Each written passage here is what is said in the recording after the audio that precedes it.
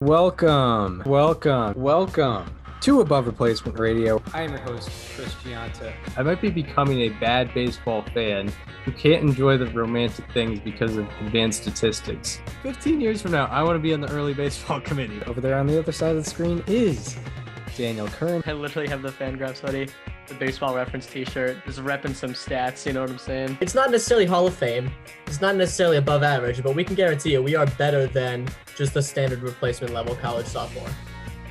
And welcome to Above Replacement Radio. We're talking baseball kind of whenever. Over there on the other side of the screen is Daniel Curran.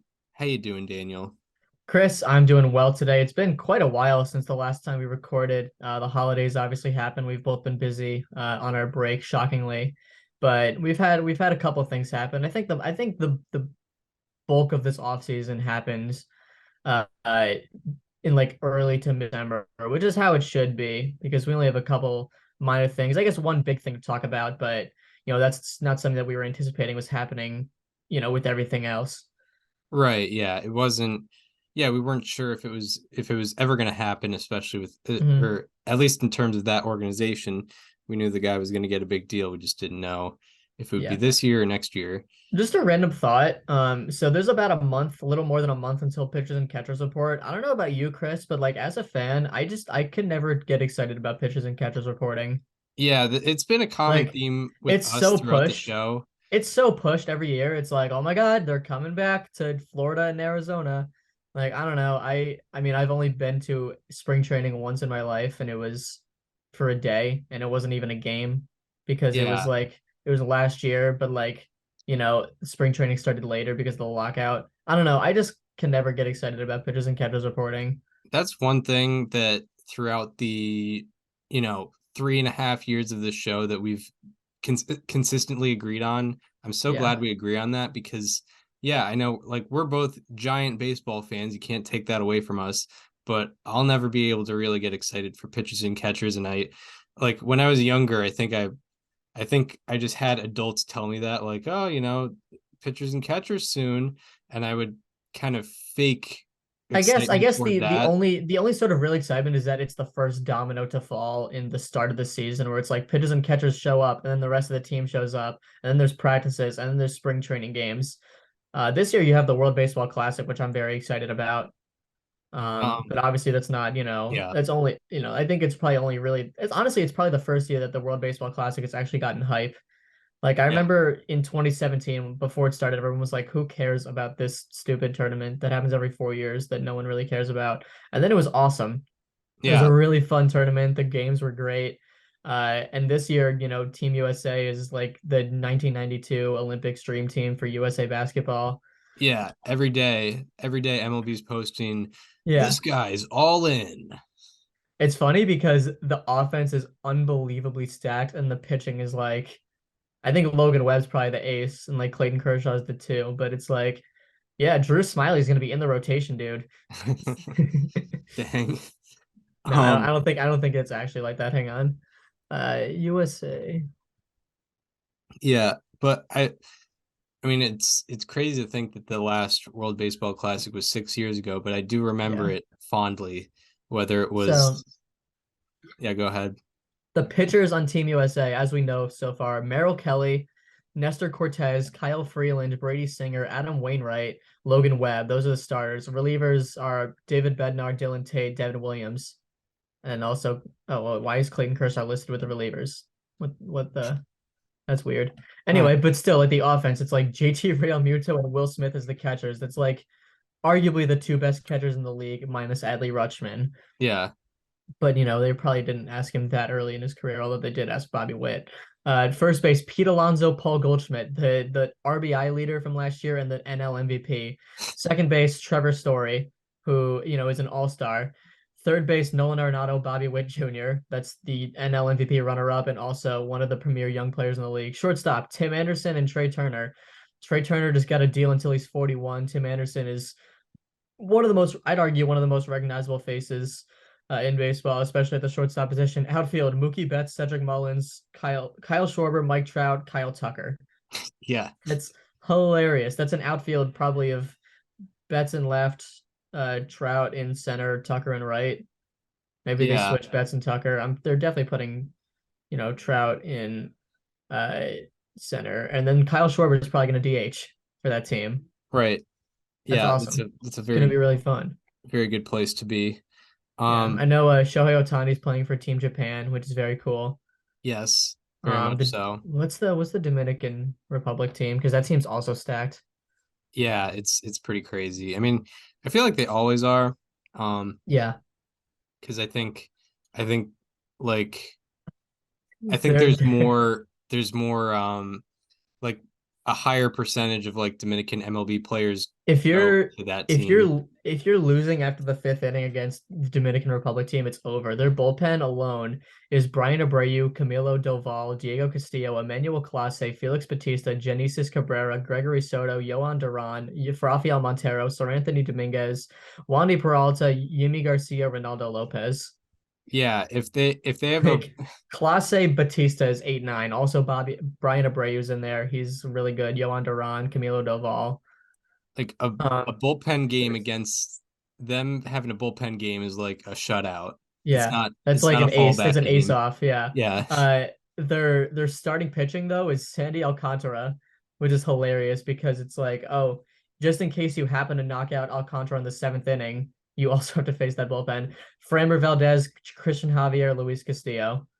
Yeah. And then position players, they have Gary Sanchez, who's still a free agent, by the way, Vlad Jr., Jose Ramirez, Jeremy Pena, Manny Machado, Starling Marte, Julio Rodriguez, Juan Soto, Eloy Jimenez, Rafael Devers, Francisco Mejia, Ketel Marte, Nelson Cruz, who's like 87 years old at this point, Pedro Severino, Robinson Cano is playing for Team Dominican Republic, Teoscar Hernandez, Wander Franco. Yeah, I But think the DR that's might be also better. yeah, and I mean, the outfield is what Julio, Juan Soto, and Eloy, or do they put Marte over Eloy? I don't know. Yeah. They have Machado. Machado's probably going to be playing shortstop because Devers will be at third. They might put Pena at second, Vlad Jr. at first. But then Jose where do you put Ramirez Jose at second. Ramirez? Then where you put, yeah, I guess you put Jose Ramirez at second. You have Pena DH or something. Or I don't know. Pena's probably going to be off the bench. The fact that Robinson Cano is there. By the way, then you have Wander Franco. This infield's so stacked. Yeah, I don't know.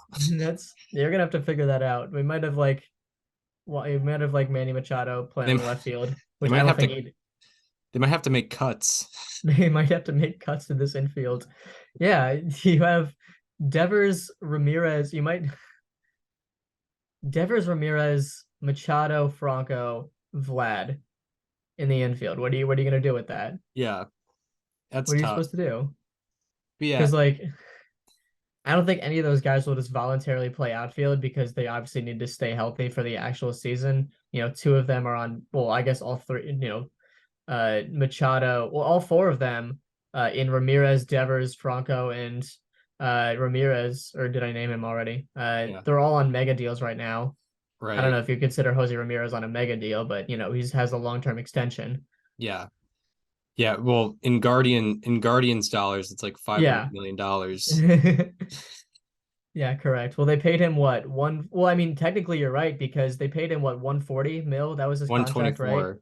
124. Okay, because the Dolan family said that they'll be giving out $300 million contracts when the league is giving out $1 billion contract. So that's almost half of 300, which means basically 500 million to Yeah. them. Yeah. Like a little less than 500 million to them. Right. It's like Exactly. 460 mil to them. But yeah, the World Baseball Classic, yeah, I think that's way more exciting to me than the idea of like spring training or 100%. No, because I remember in 2017, the World Baseball Classic ended like 2 weeks before the season. And I was like, man, now I have to go back to watching spring training games. This sucks. right. Yeah. This is awful. Yeah, it's World Baseball Classic should be fun. I think 2017 a combination of things made it better. First of all, like the entertainment value was great. Yep. Also, USA moving on for so long was really helped. I think the attention of the tournament. That USA Dominican Republic game in Both of them. Both of them were yeah, great. both The of one in them. Miami was great. The one in San Diego was great. Yeah, Yeah. the Adam Jones robbed home Robbing Manny run. Machado. Yeah. Um The Jose Batista home run yeah. in Miami. Uh, Yeah, like the games are good. I remember I was on like February break or maybe it was spring break at school. I think it was spring break and I was up at like 1 a.m. watching, I think it was Mexico versus Venezuela. Hang on, let me make sure that the person I'm in mind is from one of those countries. Um, Mhm. It might have been Italy. Yeah, I think it was Italy versus Venezuela. And Rougned Odor hits this ball to center field that would have been a walk-off home run. And he absolutely bad flip, starts walking to first. Like he does the whole thing. Then it clangs off the wall and it's a single. And I was like, here's the thing. That's still awesome. Yeah. Yeah. Like, yes, he should be standing on second right now, but that's cool. Yep. Especially because it was 2017 and like the bad flips were still not as normalized as they are now. Right. Yeah. But yeah, it should be fun. First time in 6 years. But yeah, going way back to where this conversation started with the pitchers and catchers thing. I Hmm. don't know. Like, so we fans watch baseball for entertainment. That's ultimately what it's about. And there's nothing entertaining about pitchers and catchers. And there's They're barely showing anything. up. They're going to work. Right. Yeah. About guys throwing bullpens to no Yeah. active batters or It's anything. And cool. It's cool to like, if your team got a new, like a really good new player in the offseason to see them in uniform for the first time. that's about it, though. That's about it. But yeah, like that Like fun lasts for about a day. our running joke is like, yeah, it's really just blurry videos of guys playing catch from beat Hmm. reporters. Like Just that's standing all like it, 200 feet away. yeah, right. Yeah. It's like, oh wow, Chris Sale he's playing catch. He recovered from his injury. That's crazy. Yeah. We'll see A how long that pitcher lasts. is throwing a ball. That's amazing. Yeah, right. I The mean, funny thing is, yeah, guys take bullpens the whole season. yeah, Like maybe this is a little known fact, but if you're a starting pitcher, it's not uncommon to take bullpens on your non-start days throughout yeah, the entire season. That's never reported on, but in spring training, that's huge. yep, yep. That's big. It sweeps the baseball landscape. It makes me, yeah, I don't know. It some at sometimes the biggest thing to happen during spring training is free agent signings. That won't happen this year, but No, but sometimes that's the biggest thing to go on, like with like Bryce I Harper in think I think Philadelphia. some fun things are like in spring training in general, as the month goes on, you start to see some guys that are like potentially fighting to make the roster. Yeah, Where it's like, in 2019, you had that moment with Chris Paddock where like during a game, like he got taken out of the game, and Andy Green was like, "Hey, you're in the opening day rotation," yeah, and he like walked off the mound having known that. That was very cool. Like seeing guys make the roster or seeing guys fight to make the roster. Um, hmm I think it's very fun when like one guy happens to have a very good month and fans are really excited about said player who then proceeds to hit 160. right. Like I remember Marwin Gonzalez was like hitting 400 last year in spring training, and Yankee fans were talking about putting him in the opening day lineup. Yeah. Yeah, It was hilarious. it's weird. I mean, I will say, like if you just happen to want to go to Arizona or Florida for a vacation and want to Hmm. happen to be around those spring training areas, it can be fun. Especially I was in Fort Myers a couple years when I was like uh between the ages of like, I don't know, 12 and like 14, 15, and I was able to get, some autographs and just watch. But in person Hmm. it's good, but if you're just like staying in the Northeast or the North or anywhere outside these complexes, there's no reason to get excited for pitchers and catchers. I'm sorry. Yeah. I will say, as much as we've destroyed spring training in the last like 15 minutes, I will say I do want to do Arizona spring training at some point. Yeah, well, that Because actually like the seems, ballparks, yeah, yeah, that actually like, seems like fun because the ballparks are all within like a mile or like a not a mile, like an hour radius of each other. right. Florida is a much bigger state. Hmm. So it's Yeah, like, you'll have teams in Miami and then teams in Tampa, which is like a long car ride away. right. It's quite a bit. Um, Hmm. but yeah, I don't know. It's just I feel like that was pushed on me as a young lad, and I'm rebelling against it. I'm not going to accept this pitchers and catchers excitement. It's not going to happen anymore. Even better is truck day. Oh yeah. Well, I don't know if all teams do it, I but just think the people Red I think Sox. no, all teams do it. Maybe not every team makes a whole event out of it, but teams will always announce like the truck's going out today. Um, I think that people enjoy that as a joke. I genuinely believe that. Right. Yeah. Yeah, I mean, Like no one actually. It's like we're all collectively in on it. It's unspoken that it's ironic, but we're all gonna pretend that we're excited about a truck going down to Florida from the Northeast. yeah, right. Yeah, if you're a team, I get why you make a post about that, because there's literally nothing else going on. So I you think it'd be very funny if like Rays fans got super hyped about Truck Day, even though they're already in Florida, yeah. This truck is gonna or make like or Diamondbacks fans. this truck's gonna make the 30-minute excursion Yeah.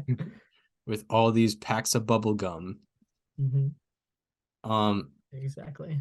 yeah, but yeah, that's our thoughts on pitchers and catchers. It does nothing for us. I'm a opening day is really what I'm in for, and this year the Yeah. World Baseball Classic. That'll That's actually going be to a fun be thing. actually a very enjoyable thing Yeah, for fun sure. thing happening in March.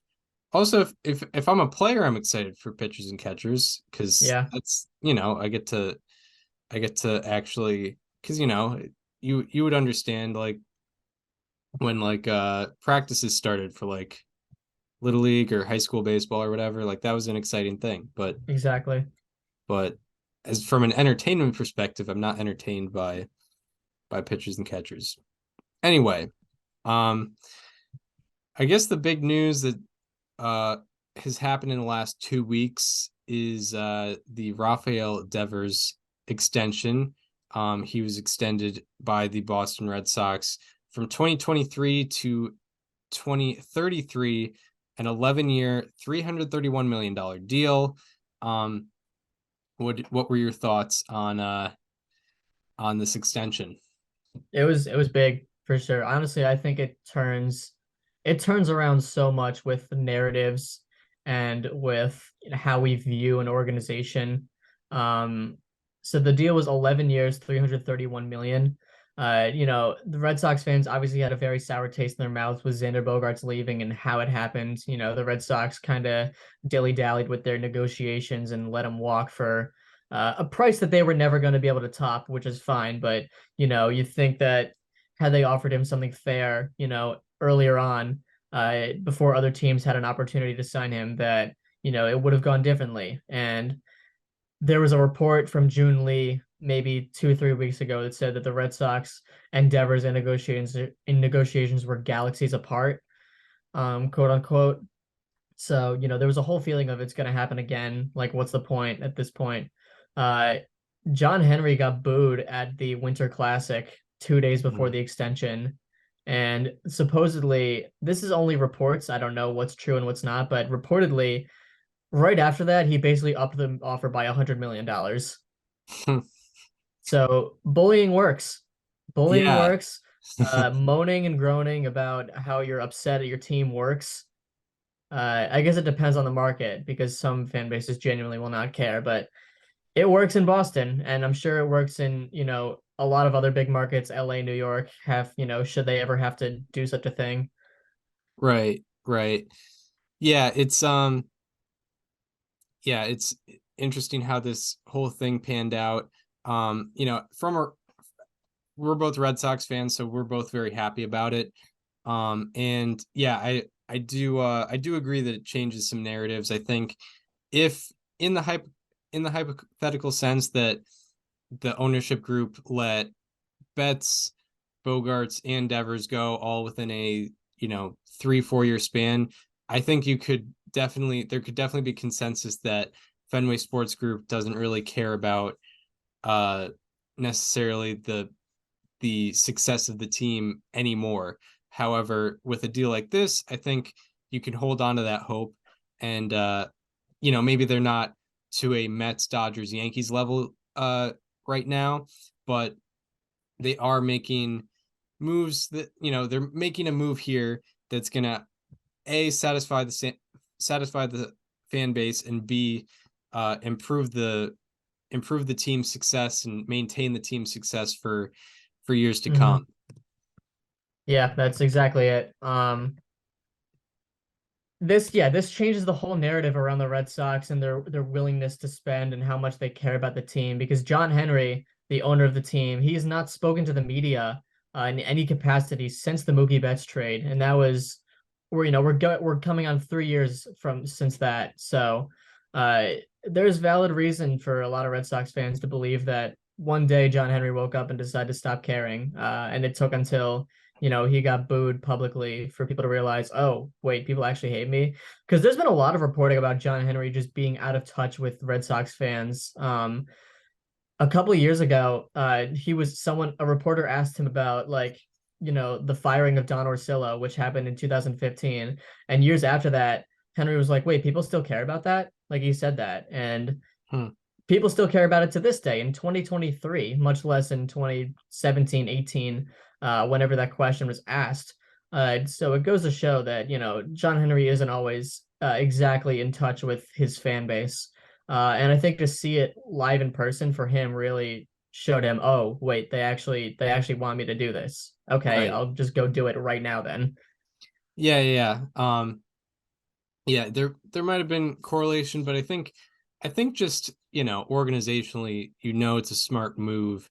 And I think Chaim Bloom was kind of under, I bet if you asked him, like, gun to your head, do you want to extend Bogarts more or Devers more? I think he would have said Devers, because I think it's just the smarter thing to, if you in an either or scenario, which I know it isn't, it's not an either or scenario, but in an either or scenario, it's smarter to extend Devers than extend Bogarts, or sign Bogarts to a long deal, because Devers is 3 years younger, I think. He's heading into his age 26 season. He also just has better tools. He may not have. He also has like similar wins above replacement numbers over the last 4 years or so as Xander Bogaerts, and he just has better tools. He hits the ball harder. Xander Bogaerts just endured like a little power drop. They're both similar defensively in that they were significantly bad and turn it around this upcoming year, but I think Devers' success might be more sustainable because he's younger. And along with that, Devers has a fantastic arm at third base, which you can improve like fundamentals, I guess, but the arm is sort of God-given. Like you can't, Xander Bogaerts isn't gonna work hard and increase like his throwing velocity from shortstop by 3 miles per hour. Devers he just naturally has a better arm. And he hits the ball crazy hard. He has the second most hard hit balls in baseball since the start of 2019. He's always top, he's always 90th percentile or higher in average exit velocity or barrel rate or things like that. So he just has a lot of tools that let that this guy is one of the best hitters in the game, and it's probably going to stay that way considering he's still only 26 years old. Yeah. He also upped his defense a lot last year. That was a big concern for quite a while with him, starting in his rookie season in 2017. And he had one of his better defensive years last year, which is definitely encouraging, considering he hasn't even entered his prime yet. And there's no reason to believe that, it's going to immediately start declining now. You're getting him from ages 20, he's 26 now? He's entering his age 26 season. Yep. Yeah, and you're getting him until age 36. So that's big. Yeah, and that's a big thing too, is so 11 years, that seems like a lot, but he is very young, and this is a lot different than the deals that Bogarts, Turner, Judge, potentially Correa, maybe Correa. Yeah. Maybe Correa are getting, because that's into age 40, age 41 territory. That's not the case with Devers. Devers could, hypothetically, we could still see Devers being a very productive player on the 10th, 11th year of that contract. I don't think it's extremely likely, but I think it's still a possibility. I mean, you could see him as a guy with like a 105 weighted runs created plus and like, Right. 1.5 wins above replacement, which Yeah, is, yeah, yeah. it's not fun to pay $30 million for a year, but you're not signing this deal because of the ninth and 10th and 11th years of this contract. You're signing them for the first, 7, 8. Yeah, and even that's kind of unique because I think with Bogarts, Turner, Correa, or not Correa, but Bogarts and Turner specifically, you're signing them for like years 1, 2, and 3, and Mm-hmm. you don't know if they're gonna be on that level for much beyond that. Devers, I think you're getting the first like 6 years of that contract. He's like after 6 years, he'll still be 31, 32.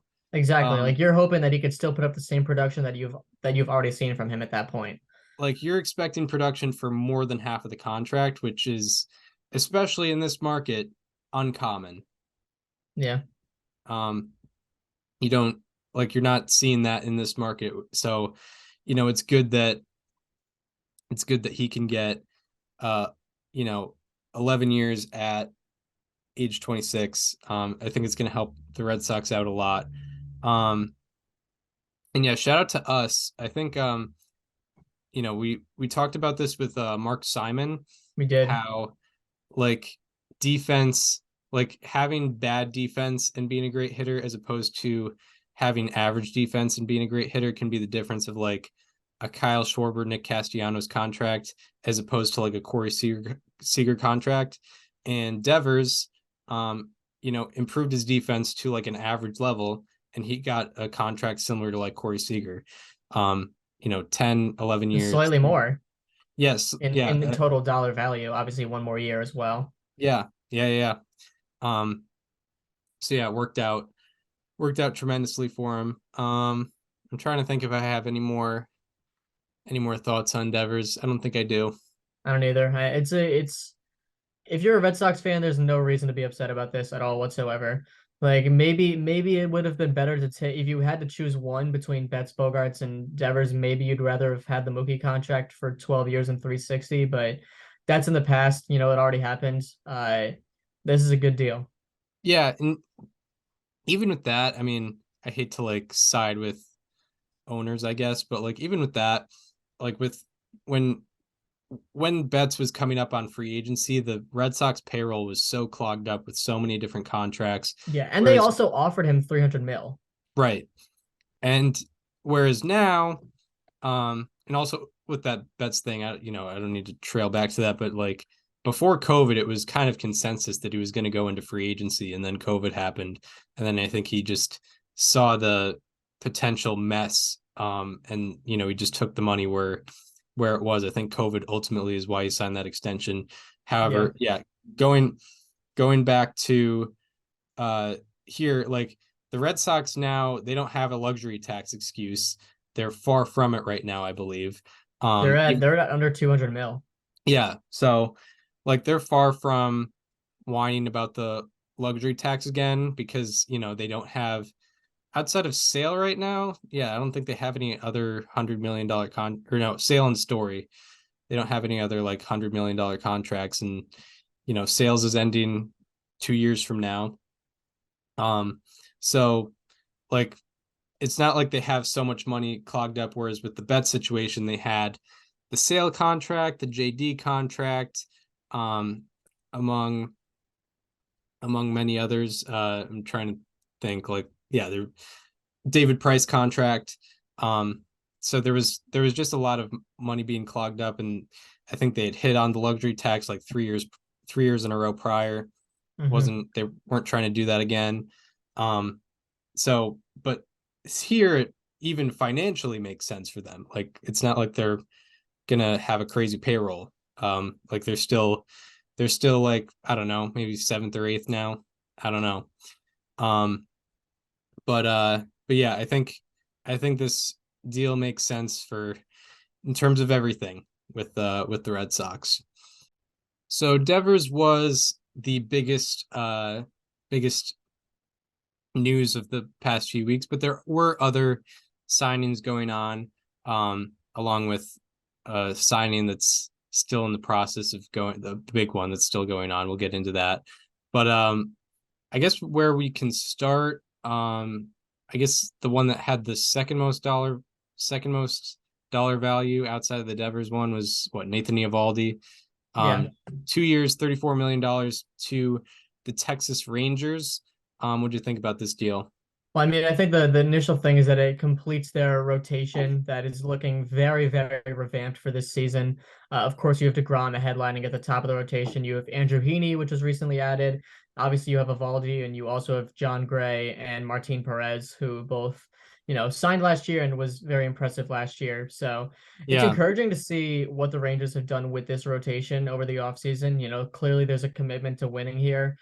Even in a relatively stacked division with the Astros still being there, the Mariners up and coming, and the Angels having the potential. I think that's we'll say it every year, but the Angels have the potential. yeah, Um, yeah, and obviously the A's, whatever. But I mean, the Rangers, obviously, we talked about how much they've lost in one-run games last year and how much that cost them. Uh, Building a rotation and having much more of a foundation, that makes them better. And then there's that other stuff that needs to come along. And if everything were to go right, this team has a lot in store for them, I think. yeah. I like whoever was gonna land Eovaldi. I think I was gonna like that deal. Yeah. Um, he's 1 year removed, or yeah, what, two 2 years two removed from years? being fourth in the Cy Young voting, Yeah, in having the 2021, best FIP in the AL. in 2021, I think he led the AL in F4, FIP. In um, FIP, yeah. and in FIP. So I Which is mean, kind of the same thing, but yeah. yeah. It's a very good sign. Um, he's always had very good strikeout to walk numbers, which is, always a great sign. Usually above average or average in strikeouts with very low walk rates. I think a lot of a lot of what screwed him on numbers last year was one particular inning. It was Yeah. it was the Yep. second inning against the Astros at Fenway Park. He allowed 5 home runs, and it was a very, very windy day. On an average day, maybe 2 of those would have gotten out of the stadium. But he ended up giving up 5 home runs in 1 inning, and it kind of like He just set him up. lost, I believe he lost 0.6 F4 that day. It I don't know. It was It might have been crazy. 0.8. I don't know. No, I think Yeah. it was 0.6 because Josh Hader lost 0.8 on that one day where he gave up 3 home runs to the Giants, and that was the top loss in F4, according to, or at least, given the people that were selected in our league Yeah. single day. Like yeah, it like one particular inning like screwed his stats. And yeah, I'm looking because he had a 4.30 FIP last year, but a 3.46 XFIP, like Mhm. almost a full To be run fair, difference. his home runs per nine as a whole went up even without that inning. They Um, did, which yeah. to be fair, didn't he only allow like 8 home runs in 2021 or something crazy like that? Um, yeah, he allowed a very low amount of home runs. Hmm. Um, I think it took until like late June to get up his first, and it was in like the eighth inning against DJ LeMahieu. yeah, and his expected ERA, my favorite peripheral, his expected ERA went up a little bit, but Yeah. Um, I think the concern with Eovaldi most of the time it doesn't have to do with his numbers. It has to do with his health. He's always been kind of a question mark health wise. He was injured a lot of last year, wasn't really injured in 2021, was injured a lot in 2019. So, you never really know where he'll be at, but when he's on the mound, he's usually a pretty reliable pitcher. And I think it's a risk the Rangers are willing to take, and it's not even a huge risk. It's a 2 year deal. So I feel like this is a pretty good deal for them. Yeah, I would agree. Especially I think he's only 33, heading into his age 33 season. So it's not even like he's a really old, crafty veteran. He's still got a lot left in the tank, I would imagine. So that's what the Rangers did. What's the next deal we should get into? The Red Sox signed Corey Kluber. Yep. that was kind of their response. Red Sox, by the way, have had the worst luck with going after free agents who eventually sign with like their hometown team. I think our Eflin. our friend Chris Cotillo has pointed this out, but like Zach Eflin is an Orlando native who went to the Rays, and I think they offered Eflin the exact same the Rays did. He just picked the Rays. And they went after Andrew Heaney, who I think is an Oklahoma native, who chose the Rangers.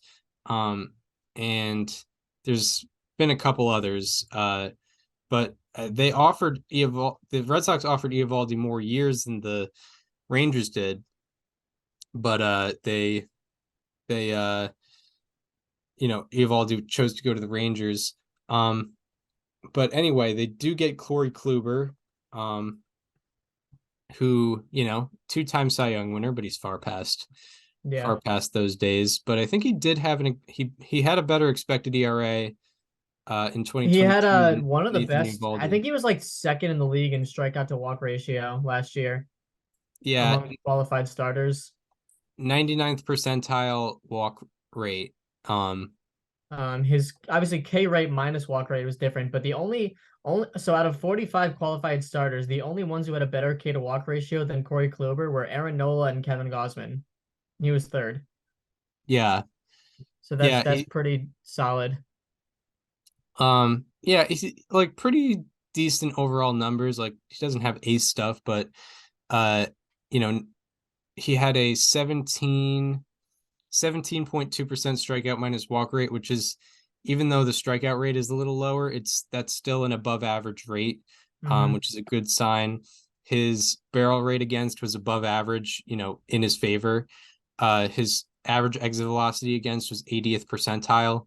And he always has pretty good stuff. I think his velocity is definitely down from what it used to be, but he's always going to have really good stuff. The Red Sox didn't sign him to be an ace. So, no need to go with that narrative at all. But it's good. It's a good response. And I think the Red Sox, they needed another guy or two in the rotation, and they just got another guy. Yeah, they're just trying to fill space there at that point. Yeah. Because there's a lot of talk about Brian Bayo, but he's probably not listed in the opening day rotation right now. Or at least I don't think Alex Cora has penciled him in just yet. But this gives you a rotation of Sale, who's a question mark. We need to know if he could stay healthy. Kluber, who has had injury issues in the past, but he did pitch 164 innings last year, oddly enough, on the Rays, who notoriously cannot keep their pitchers healthy, but they kept an injury-prone Corey Kluber healthy. Nick Pivetta, who is Nick Pivetta. James Paxton, who's coming off Tommy John surgery, and Garrett Whitlock, who got hurt last year after he was put into the rotation. And then Bayo, who he did get hurt last year, but it was on like a freak injury. He got hit with a comebacker, I believe. Did you see Talking Baseball's really dumb tweet about him, by the way?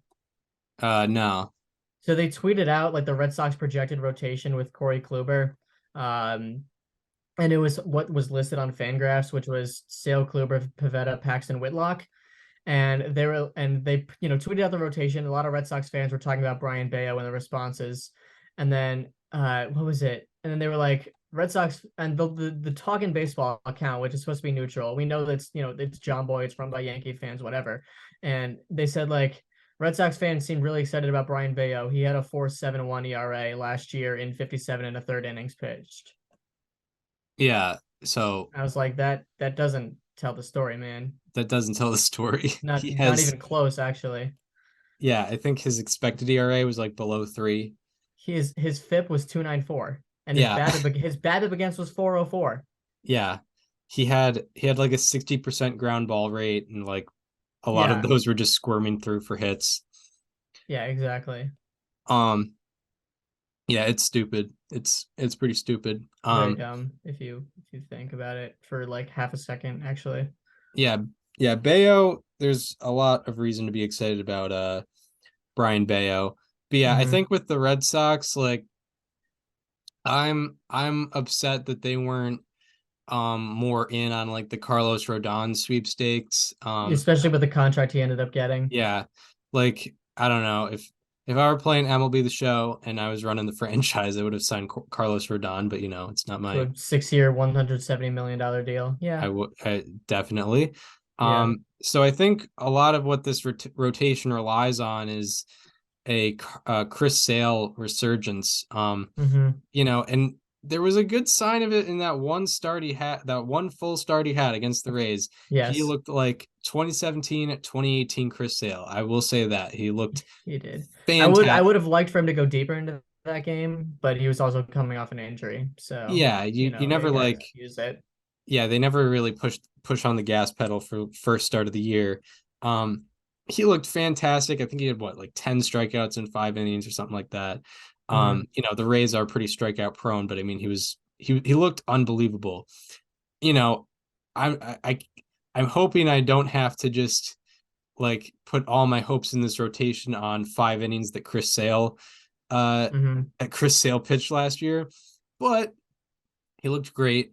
But I think what the Red Sox are relying on is like, at least like 150 innings from him, three level ERA or below, to have success with this rotation because Kluber is like he'll be probably around average. He might have like a upper threes, low fours ERA. Pavetta, he'll have flashes of good quality performance, but he'll probably hover around a mid fours ERA. Whitlock, you really don't know. Paxton, you really don't know. And Bayo, you're hoping for. The only person you can really be confident in their production in this rotation is Nick Pivetta, who will give you a 4.4 ERA. Right. Yeah. Like you know what you're getting, and it's not like But he'll fantastic, but but he'll it's give not. you but he'll give you 180 innings. Yeah, and it's not Like he'll make all abysmal. of his starts. Yeah. Um, yeah, he'll be there. He'll Mm-hmm. be there. Um, Should we jump into another one of these smaller deals? yeah, for sure. The last one that I had in mind was Rich Hill signing with the Pirates. He is what age season is he going into now? Like 45? 77. Yeah. I I don't know. This guy will not leave baseball if his No, he life won't. depended on it. He's always just good enough to get on a roster. He's going into his age 43 season. He had a 392 FIP with the Red Sox last year. Um, his ERA didn't speak the same, but I mean the Pirates are also just filling room in the rotation. Although I do think they have some promising names in there. Um, and I'm hoping that Rich Hill can be sort of a veteran presence for guys like Mitch Keller to learn from, guys like Ronzani Contreras, maybe Luis Ortiz if they want to give him another shot. Yeah, There's a lot of guys. There are a lot of pitchers, starting pitchers to be excited about for the Pirates, and Rich Hill obviously fills room, but also, I'm hoping that he can be sort of a mentor for some of these younger guys. yeah, yeah. I definitely see him being traded by like July 15th or whatever, or like or at least at the deadline. Um, I think, yeah, I think he'll be there. And if he does better than expected, yeah, he'll get traded. And I don't know. I mean, I can't really think much of any like Rich Hill deal right now. Um, I don't know. It's just watching him on the Red Sox. It was like all right, okay. There's Rich Hill out there. He's doing his thing, but I don't know. I don't really have Yeah. many thoughts on him. I mean, it's funny because now that I think about it, the Pirates have always had one guy that's like a veteran pitcher that they traded at the deadline because he was doing all right. Like in 2021, it was Tyler Anderson who went to the Mariners. Last year it was Jose Quintana, and Rich Hill just might be that guy now. Yeah, that's why. Yeah, that's what. That's why I thought about that. Because I'm like, not gonna lie, I feel like the Pirates should have kept Jose Quintana, um, especially with the contract he got for the Mets. yeah. I mean, in terms of Like the like, Pirates could have given him that and worked him into some sort of future plans because I don't know. I mean, they haven't committed really much of anything to any future teams other than keep Ryan Hayes. Uh, And like eventually it's gonna start like, oh well, we're trading O'Neal Cruz because we're trading Brian Reynolds because we don't have any talent right now. But they could have had Jose Quintana. And then eventually down the line, oh, we don't have any talent, so we're trading O'Neal Cruz. And Right. then, I feel like the cycle is just gonna continue. Like they need some sort of people to build around that aren't Key Brian Hayes. Yeah, they're just a real broken system. Yeah.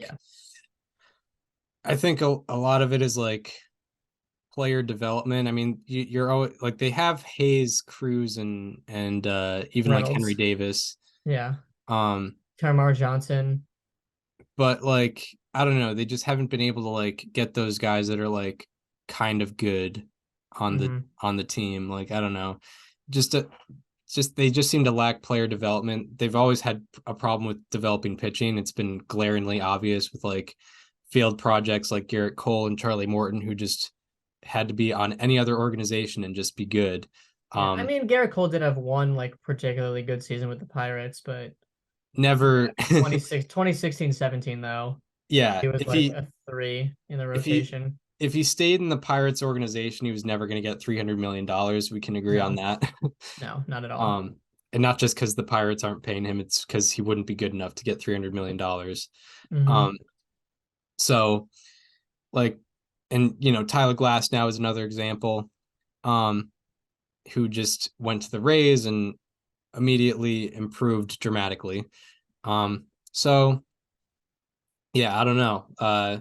Something wrong with the team. Obviously, ownership is a big factor. Like sometimes teams have bad player development, but they can just spend their way to the top. The Pirates aren't going to do that, so who Yeah. knows?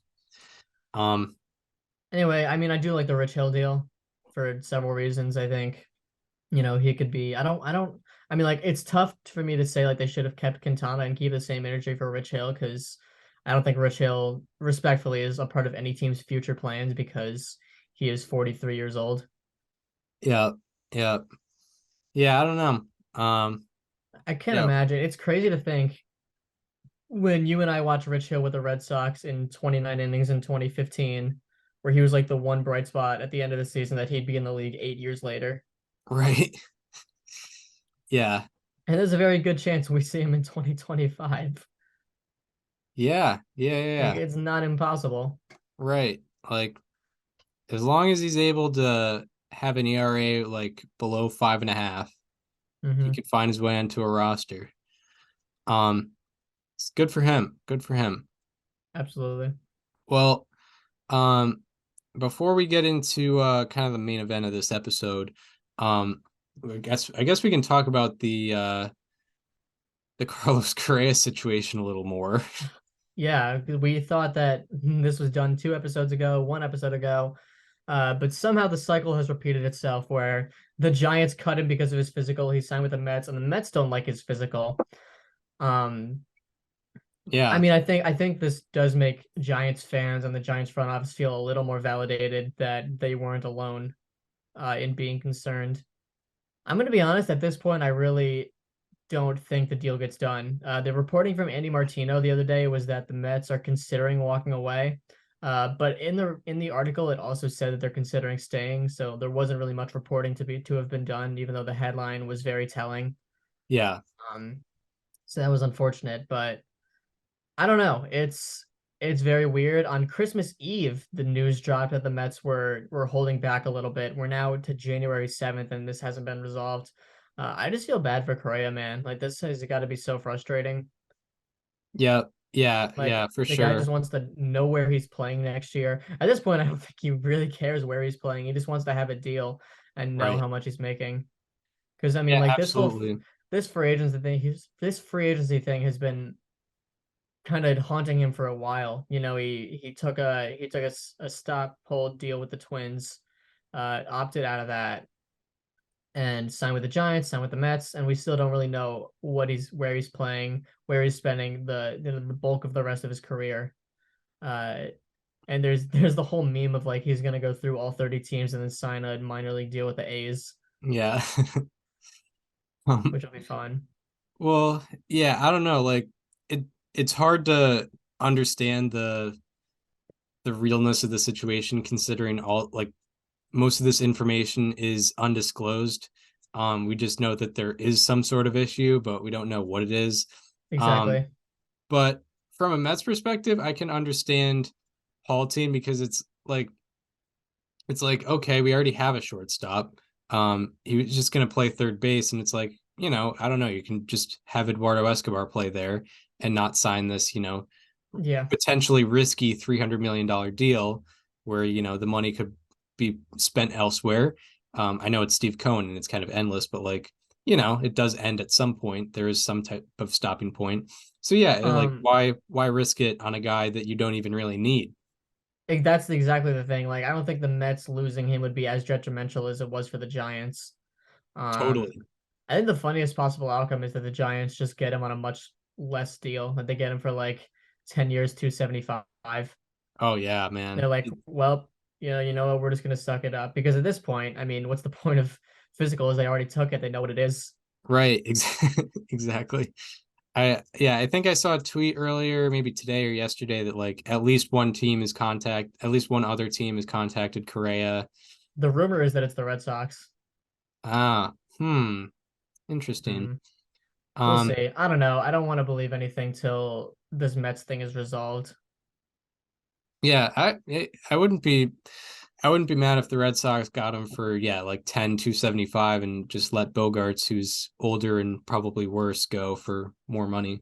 Um, even though And yeah. Bogarts is kind of the soul of that team, or was Hmm. the soul of that team. Um, but yeah, so that situation continues to be interesting. But yeah, I guess another update, another team next episode. Yeah. Um, Tune we'll in see. next week where we will be talking about his deal with the Cleveland Guardians. Yeah, for 4 years and $30 million. Yeah, Um, exactly. yeah, it will be funny when Correa like takes some sort of discounted offer and then plays like 150 games every single year for the whole contract. Yeah, yeah, facts. Oh, that'd be so sad. Yeah. It's like, this issue wasn't really too much of an issue, I guess. Um, but yeah, At age 41, he's putting up like an 830 OPS with right. like 30 homers. Yeah, still positive like defensive numbers. Um, Still playing shortstop at age 40. yeah. Yeah, in Um, year 10 of that deal.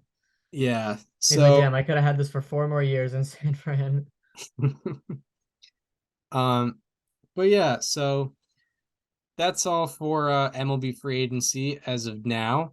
But we have a big part of the episode coming up with um the Baseball Hall of Fame.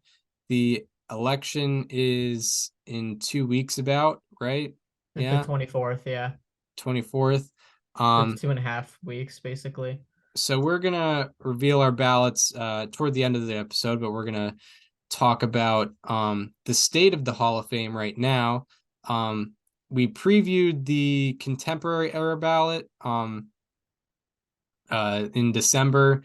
It just ended up Fred McGriff was that Fred McGriff was inducted unanimously on that ballot. So good for him. But so yeah, so far as Fred McGriff, what's the status of everyone else right now? It's been a very interesting year in the tracker because obviously it's the first year of the Hall of Fame voting with no Bonds, no Clemens, no Sosa, no Schilling. I mean, other than Gary Sheffield, the steroid guys, I guess Andy Pettit too. Besides basically Andy Pettit and Gary Sheffield, the only steroid guys are guys like Manny Ramirez and Alex Rodriguez that tested positive for PEDs and were suspended by the league. That was Yeah, not the case with any of the previous guys.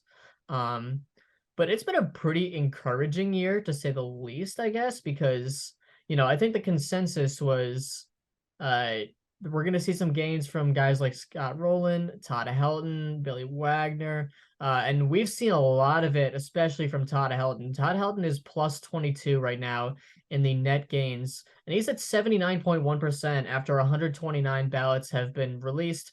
That's about a third of the vote. Todd Helton received 52% of the vote last year, and it's honestly not impossible at this point to think maybe he just outright gets in this year. It's unlikely, but I wouldn't be surprised at this point to see him reach 70% of the vote, which has been excellent. We've also seen big gains from Andrew Jones, who's at plus 21. Currently, he sits at 69.8% of the vote after being at 41.1% last year. At this point, I'd love to see him get between 55, 60% on his sixth ballot. That puts him in a really good trend. We've seen a too little, too late gain from Jeff Kent, who's at plus 21. Also, he's at 49.6% of the vote in his last year on the ballot. So he won't be making it in, but it's sort of like a similar situation with Fred McGriff, where he just got a ton of votes on his last year from Reuters that are like, you know what? I'll just vote for him to say I did it. Yeah, right. Because we know he's not getting in. Yeah. We're seeing big gains from Billy Wagner, who is at 71.3% of the vote. That is big. He was at 51% last year, around the same. He's kind of around the same area as Todd Helton, where if we could see him get to 60%, maybe even like 65, 70, he's looking good. He's in his 8th year. And then lastly, Gary Sheffield is in his 9th year on the ballot. He's at 68.2%. He was at 40.6% last year. I don't think he's going to get in ultimately, but he could make a late push and put himself out there on the Veterans Committee ballot, which who knows what happens there. The one discouraging thing I'd say has been Scott Rowland has not gotten the net gain support that I would have hoped for. He missed out by 47 votes last year. He's only at plus 8 on the ballot. He's at 80.6% right now. He was at 63.2% last year, so he only has to gain 12% to get in this year. And I was really banking on the idea that Scott Rowland was getting in this year. Right now, I'd say it's about 50-50. I'm really not sure. The private ballots really, really don't like him. He lost 7.8% of his of the pre-results vote last year. He was at 70% before the election last year, ended up at 60%. So, given that same thing, he needs to be around 82, 83% to have a chance, assuming that the private ballots stay that way. And right now he's at 80.6%. But one thing that is encouraging is at some point soon, the Athletic will be doing their group reveal, which is 11 ballots, or at least last year it was 11 ballots, and Rowland went 11 for 11. He was on every single one of them. So that's, those are 11 votes that will be coming in. None of them are gains, unfortunately, but if those are put in right now before any other ballots are public, that puts him above 82%, which is encouraging. So yeah. Rowland needs to, we need to see a little more net gain support for Rowland, but it's 50-50 right now. So that's my status so far. Yeah, absolutely. Yeah, I think we've both been firm on really like Scott Rowland and Andrew Jones and even Todd Helton. Like we really want their support to be increased. And definitely a good sign with Helton and Jones, especially Jones for me. I think Jones has really been underrated throughout this whole thing. It's cool to see him, even if it's a third of the vote. It's cool to see him basically at 70%. Right. Like that's very encouraging. Also, for context on kind of what we think and kind of where these players are at, we did 10 bubble cases 2 years ago, breaking down a lot of these players. Some of the players that we broke down are now off the ballot. But some of these, we broke down a lot of these players and what makes them a Hall of Famer or not a Hall of Famer. Go check those out. It's on a playlist on our YouTube channel. And also, we're also making some shorts on some of these players. The Scott Rowland one is already out. That's kind of more, those ones are a little more biased. I think we're just looking at players we think should be in the Hall of Fame and explaining why. So yeah, check out the YouTube channel for that, Above Replacement Radio. But yeah, I think there's a lot of encouragement, and I think it's kind of obvious why. Like 4 significant players, or at least 3 significant players, in Schilling, Bonds, and Clemens were taken off the ballot or maxed out on ballots last year. So, a lot of these baseball writers their ballot was stacked, and they had probably some guys they thought were Hall of Fame worthy who they couldn't put on their ballot because, you only get to have 10. I know personally with my mock ballot, I had 13 guys that I thought were Hall of Fame worthy, so I could only put 10 down. So now in my mock ballot, I'm adding, I think, three guys to the ballot. So yeah, like, I think those significant guys being or maxing out on the ballot adds a lot of makes it better for a lot of these other players like Wagner, Helton, Jones, and Roland, and even like Bobby Abreu, like a lot of those guys. Yeah. So yeah, I mean, it would be good to see Roland get in this year. But even if he doesn't, he'll probably get in the year after. I imagine it's harder to go from like 60 to 75 than it is from like 45 to 60, if that makes sense. Oh, it absolutely is. No, you're So absolutely right on that. it's a steeper hill, I guess. I don't know. Weird to analyze these things sometimes. All right. Any more thoughts on the Hall of Fame? Yeah, I mean, are we gonna get into our ballots from here? I guess, yeah, I don't know. All right. So I'll just kick this off by saying for the last year, I have struggled with my 10th vote. I knew there were 9 people I was absolutely going to put on this ballot. Number 10 was difficult. And it wasn't like I just like thought about it over the last minute. Like I spent the entirety of the last 12 months looking this over because I knew who was going to be on the ballot. And I still really did not know what I was going to do up until today. But I considered, I think, 6 different players for my 10th vote. They were off the top of my head. Let me just look at the ballot real quick. So I considered Mark Burley, Torrey Hunter, Jeff Kent, Andy Pettit, Francisco Rodriguez, and Jimmy Rollins for my 10th vote. And I had to go with one of them, and I did eventually go with one of them, but it was a very difficult decision. Probably one of the most difficult decisions that I've ever made on a ballot in my life. Mm-hmm.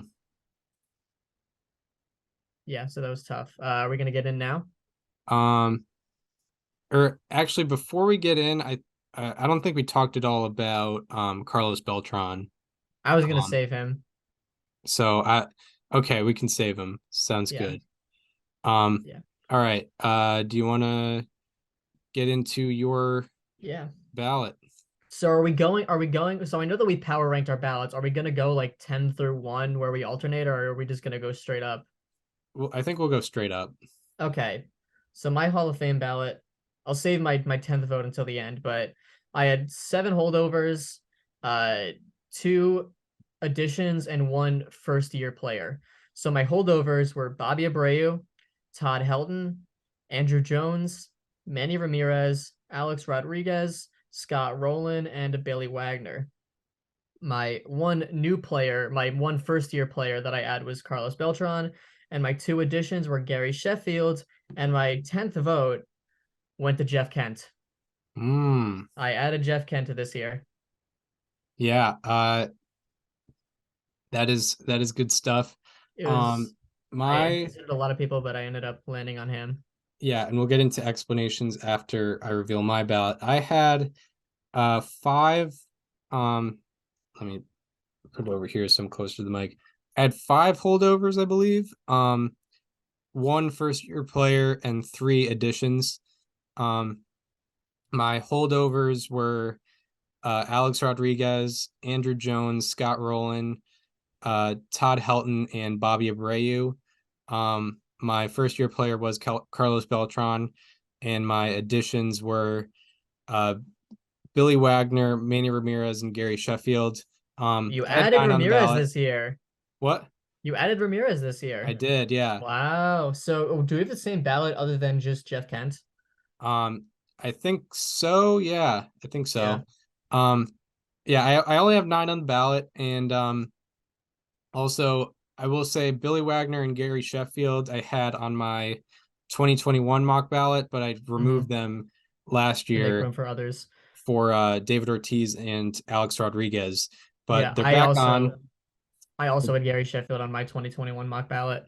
Yeah. Um, so yeah, Manny Ramirez is the only one who, for me, besides Carlos Beltran, who has never been on my mock ballot. So congratulations, Manny Ramirez. Welcome to my mock ballot. All right, so those are our selections. Now, I think we determined this a couple years ago. It's I think it's important to explain like who our top picks are and where power ranking the ballot to let people know like I have this person ahead of this person because it's all the same value once you pick them. So we'll get into our power rankings of who we picked. So we'll start with you. Right. So my number 10 power rank is Jeff Kent. He was my 10th vote. Obviously, so I'll talk about why I went with Jeff Kent over the others. First of all, it is his 10th ballot, and I can't vote for him again after this year, so I figured let's do it. That was part of it, but also I pulled up a list of players with at least a 500 slugging percentage in 9,000 career plate appearances. Jeff Kent's slugging percentage was exactly 500 in his career.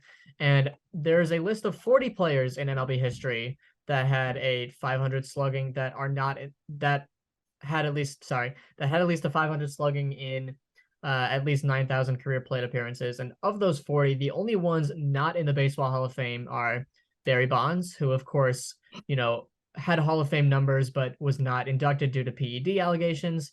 Albert Pujols, who will be in the Hall of Fame, but he just retired, so he's not eligible yet. Alex Rodriguez, who is currently on the ballot and will not be in this year and is not in currently because of PEDs. Rafael Palmeiro, who had Hall of Fame worthy numbers, had 3,000 hits, but obviously had PED allegations. Manny Ramirez, same situation. He has ARR, he's on the ballot currently, and he's not been elected due to PEDs. Gary Sheffield, who is on the ballot currently, but had PED allegations as well. Miguel Cabrera, who is still playing. Todd Helton, who is currently on the ballot, and Jeff Kent. Those are the people that are not in the Hall of Fame with those numbers. Jeff Kent fits in. Obviously, if you look at the other Hall of Famers on this list, you see a lot of the top names of all time. Oh, additionally, Sammy Sosa had a 500 slugging percentage, but is not in the Hall of Fame due to PED allegations. So, you look at the list of people that aren't in the Hall of Fame, and largely it's people who had Hall of Fame credentials, right? Like they had the numbers, and whether it's because of PEDs or not eligible yet or currently on the ballot, there's a lot of reasons that they weren't talented enough. So I decided to throw Jeff Kent on there because of that. Yeah, I think that's pretty justified. Yeah, I think personally with Jeff Kent, I think I got a little caught up with like league adjusted statistics when a lot of that is like because of steroids, and Kent wasn't a steroid guy, so I get why that could be discounted. Not to mention he's the all-time home run leader among second basemen.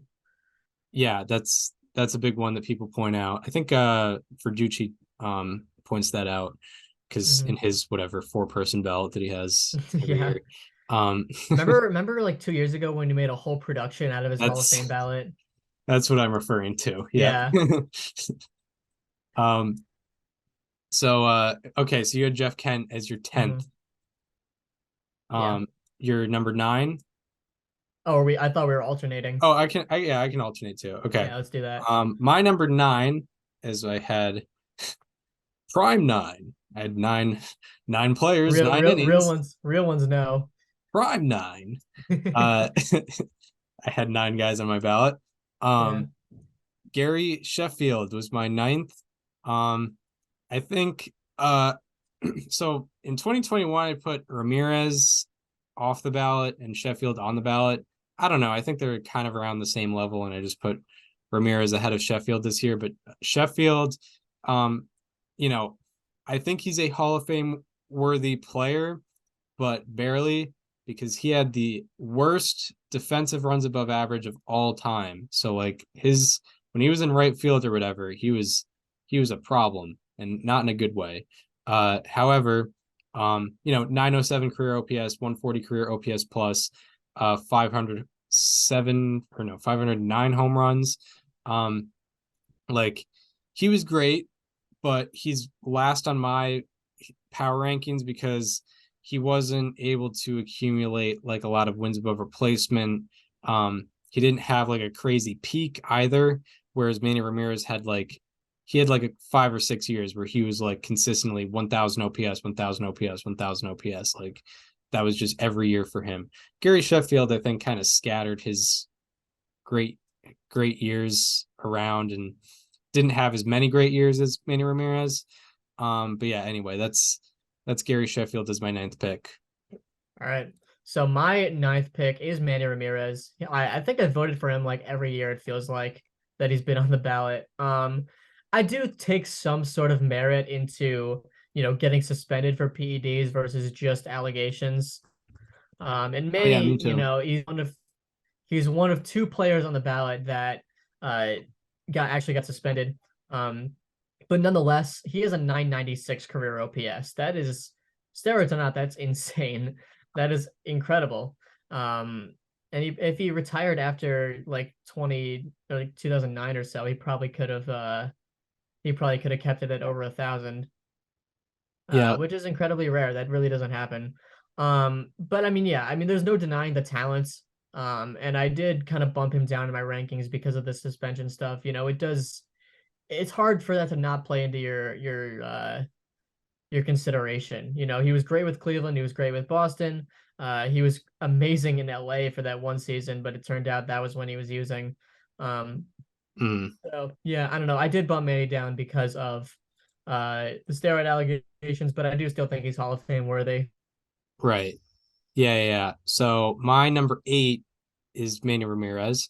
As I've made it known the past couple years to the anyone that'll listen, I have a rule like if you got suspended for PEDs, I will consider your career up to 2005, which was when PEDs became punishable, which is basically illegal. Like there's a whole thing. I think steroids were like banned substances, but there was no punishment for it. Whereas like, I don't know, like if for example, with the law, like if jaywalking is banned, but it's not punishable, then I'm jaywalking all day.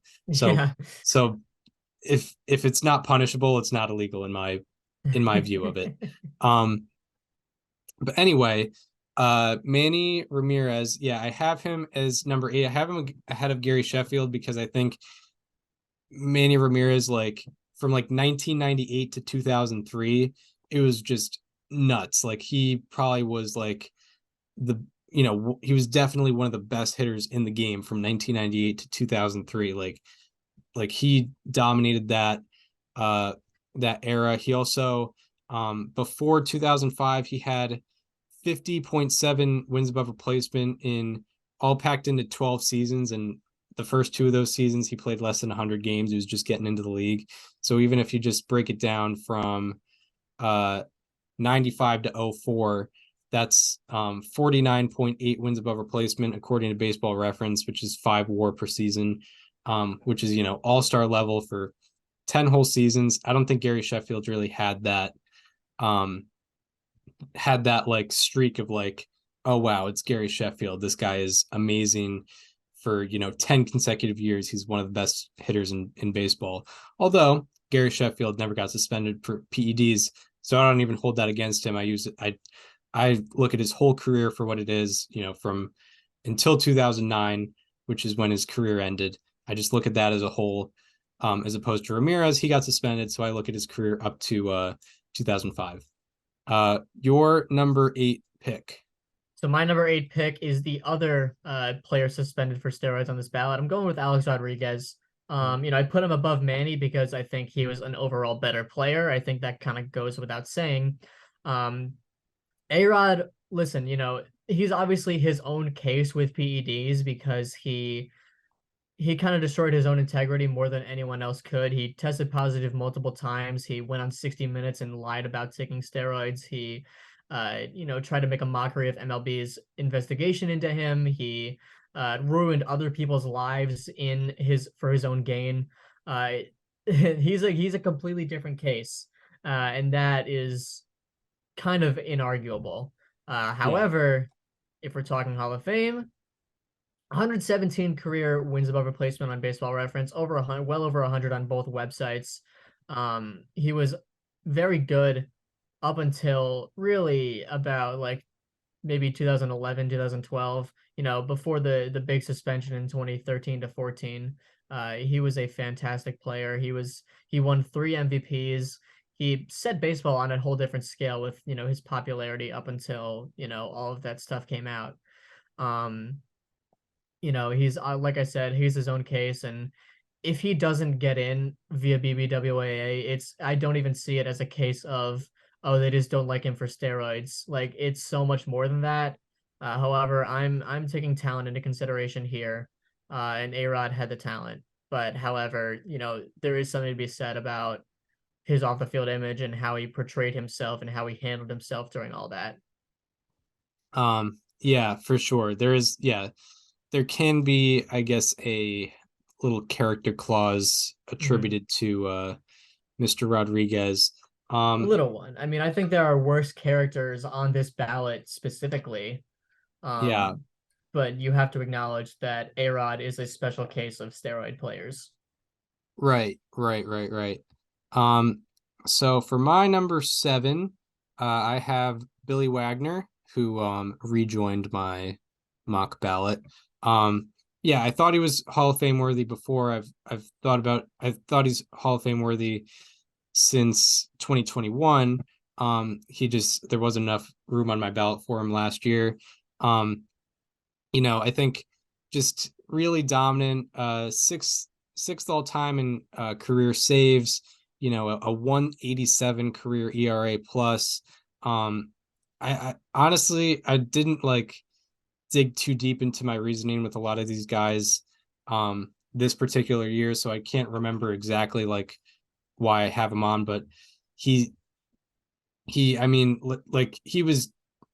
of the best relievers of all time. The numbers suggest that, and I think he's Hall of Fame worthy. I'll get into that later. Don't worry about it. Yeah. So for Huh. my number 7, I went with a guy that you've previously mentioned. I went with Gary Sheffield. I put him above Manny and A-Rod because of steroid allegations versus steroid suspensions. Gary Sheffield had the same OPS plus as A-Rod in almost 11,000 plate appearances. The defense is obviously a thing. It certainly weighed him down plenty. But he did still get the 60 weighted runs created plus on Baseball Reference, and he got over 50 on Fangraphs, which is my line of consideration, if you will. He was a fantastic hitter for so many years. I mean, he put up a 119 OPS plus at the age of 38, and he put up a 168 OPS plus at the age of 23. He was great for a long time. He had a 951 OPS and a 150 OPS plus between the years of 1992 and 2007. That's almost 9,000 plate appearances in between. So he was great for a long time. Obviously, defense is a thing, and steroid allegations are a thing. But there's no denying the hitter that he was, and also just the sort of presence and the cultural value that he had in baseball. You've probably heard from plenty of people that said when they played wiffle ball in their backyards, they did Gary Sheffield's stance with the bat waggle and everything like that. He has some sort of iconic image with him, and I think that also is something that matters when considering the Hall of Fame. I don't think it has to be the end all be all, because there are plenty of Hall of Famers that had the talent and also just did not have anything that really stood out to them as individuals. But Gary Sheffield had that, and that stuff can matter. I think it can push people over the top, and that's why I put him on my ballot this year. I had him return to my ballot, and I put him at number 7 in my power rankings. Gary Sheffield. We both agreed on him being a Hall of Famer. You have him 7th in your power rankings. I have him 9th, not too far apart. My number 6 is Bobby Abreu. Bobby Abreu, I just like he's become like one of my favorite like under the radar guys on the or probably my favorite under the radar guy on the ballot because I don't know, it's just like you look at the numbers and I don't know, it's just I don't know why he's not getting more attention. I mean, 10,000 plate appearances. Obviously, he had the longevity there when you're getting 10,000 plate appearances. 870 career OPS, 395 career on base percentage, 1,400 walks, 2,400 hits, 128 OPS plus if you want to go league adjusted. I know he was in the steroid era, but he wasn't on steroids. And then with the base running, 400 stolen bases. I know in our Bevel case breakdown, we broke down some of the exclusive clubs he was in. I think like 850 or 850 plus OPS and like 400 stolen bases in the live ball era. I think it's only like him and like Barry Bonds and or maybe Bobby Bonds is in that, but like he's in some exclusive clubs. And he's just not getting recognized for it. Part of it is just like, I don't know, he's Bobby Abreu. He was always kind of that goofy looking guy who played right field. But like, I don't know, he's really good. Also, I will note in my reasoning for him on my ballot, from 1998 to 2004, the leaders in F4, position player F4 were Barry Bonds, who was on my ballot, Alex Rodriguez, who is on my ballot, Scott Rowland on my ballot, Andrew Jones on my ballot, then Bobby Abreu, who's on my ballot, then Todd Helton, who's on my ballot. So he's ahead of Todd Helton in that 1998 to 2004 range, a 7-year stretch. And along with that, great career numbers, 2,400 Didn't hits, Todd Helton 1,400 debut? And oh, never mind. Okay. 2,400 right. hits, 1,400 walks, 128 OPS plus, 10,000 plate appearances. He has all my requirements, and he had a good peak from 98 to 2004. So yeah, Bobby Abreu, he's my number 6. Yeah. My number 6 is also Bobby Abreu. We agree on that. This man was an underrated king. You mentioned some of the exclusive clubs he's in, Chris. I will name some of those right now. Thank you. He is one of 2 players in MLB history with 200 home runs, 400 stolen bases, and an 850 OPS. It's him and Barry Bonds. That's it. He is the only player in the last 67 years to put up multiple seasons with 10 plus triples and 100 plus walks. He was the first player to do so in multiple seasons since Mickey Mantle did it in the 60s and 50s and 60s. He is one of 8 players in the modern era that goes back to 1900 with a 390 career on-base percentage and 400 career stolen bases. 6 of said players are Hall of Famers. One of them is Barry Bonds. One of them is Bobby Abreu. He had such a unique skill set of on base percentage and also stolen bases and also just general hitting abilities that really makes him stand out from the crowd here. A 395 career OBP is incredible. Exactly 400 stolen bases is very satisfying. 288 career home runs, an 870 OPS, a 128 OPS plus. This man was an underrated king. There's no other way of putting it. He's in his 6th. I believe he's in his 6th year now. Is he in his what year is he in on the ballot? He's in his 4th year. Okay, that's way better than 6th. I don't know. I mean, like he's not exactly on the best track right now in general, but Larry Walker was on a not so great track before too. So yeah, anything's possible. I would love to see Bobby Abreu get into the Hall of Fame. That would be great for sabermetrics. That'd be great for the nerds. Yeah. Bobby Abreu is an underrated king, and he's a Hall of Famer in my book. Yeah. I don't know. Like, it's just the combination of being able to get on base, being able to hit for power, and being able to run the bases, as well as not be a bad defender. Yeah. I mean, I don't know. Like, yeah, he wasn't even a trash defender either. So yeah, I think he should definitely be getting more recognition. My number 5 is Todd Helton. Yeah, I think I've probably broken this down. Like, he just fits for sure. He wasn't a bad defender, and he had a 133 OPS plus in over 9,000 plate appearances. 04 or 2000 to 2004, it's unbelievable what he was able to do. He averaged 7.5 WAR during that stretch, which is crazy to do for a 5-year stretch. One of the best players in baseball during those 5 years. And yeah, I think it's kind of concrete why I have him there. Just a great hitter and wasn't a bad enough defender to make me not consider him. Yeah. That was your number 5? Yep. All right, so my number 5 was Andrew Jones, your guy, Chris. Mm-hmm. He was I mean, obviously he had a big fall off once he hit 30, I believe it was. Yeah, once he hit 30. But his 20s and even teens were amazing. He had an 850 OPS from 1996 to 2006 with 342 home runs in just that short of a period of time, only 6,000 plate appearances, a 116 OPS plus, and most importantly, a wins above replacement of, I'm waiting for Baseball Reference to load real quick. It was well above 50 at that point, probably even close to 60 at that point. Of 58 on Baseball Reference. Andrew Jones was excellent for enough time to have a good enough peak.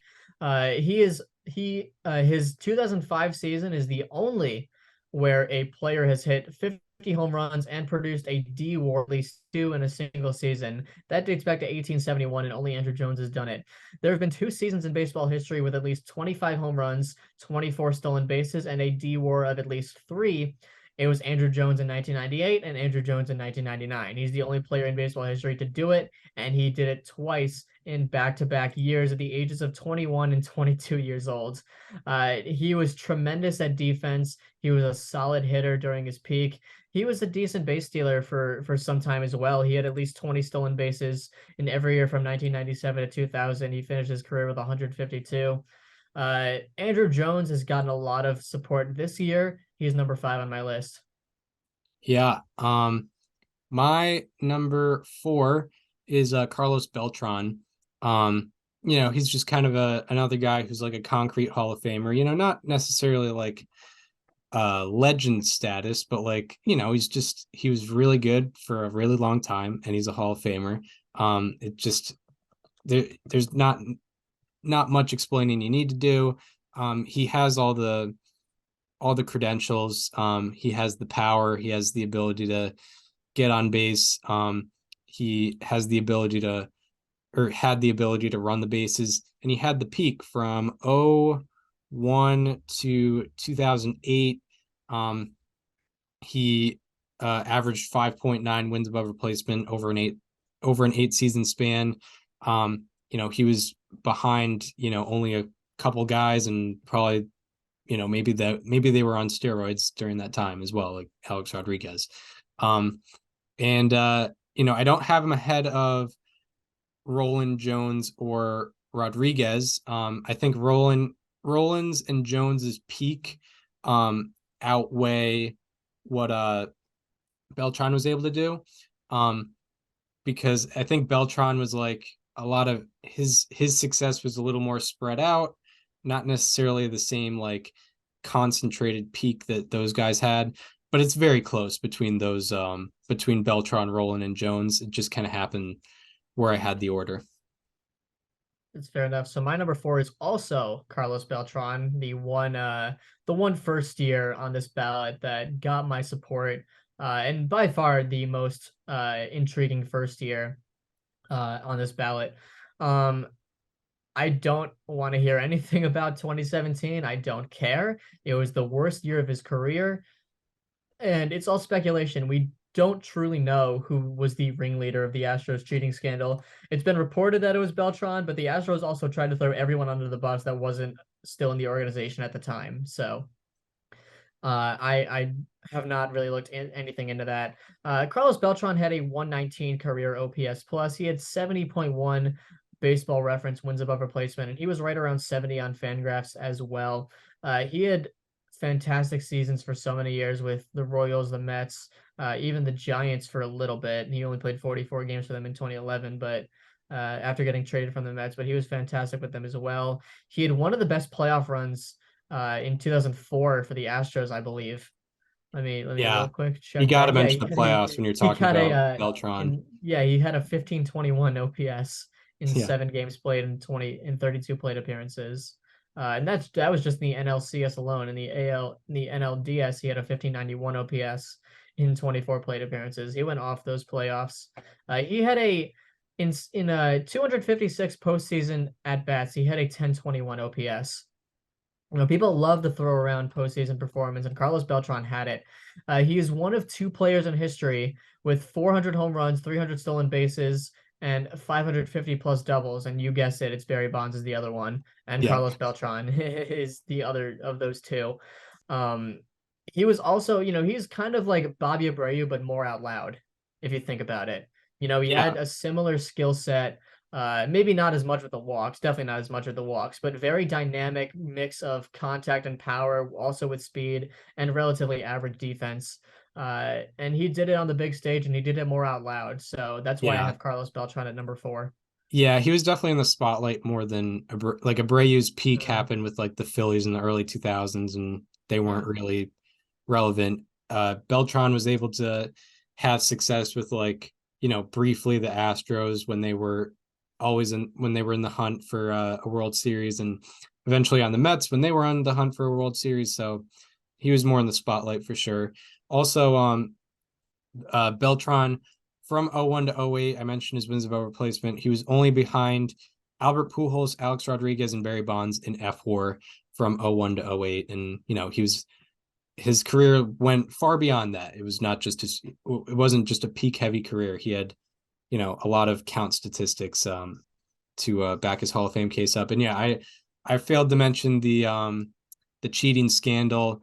I think it's like, I don't know, it's just way different for me than like a steroid thing, because that's an individual decision that you can make. This was, 25 guys plus, maybe a manager, maybe a general manager, maybe an entire analytics department, maybe like, I don't know, who knows? There's so much we don't know about that situation that I can't just pin it on Carlos.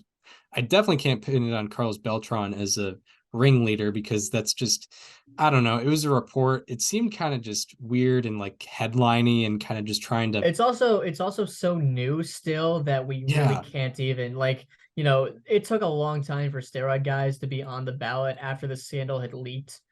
Like Barry Bonds was still playing when his name was getting tied up in all this. Carlos Beltran was what, 3 years retired? Yeah. When it all came out.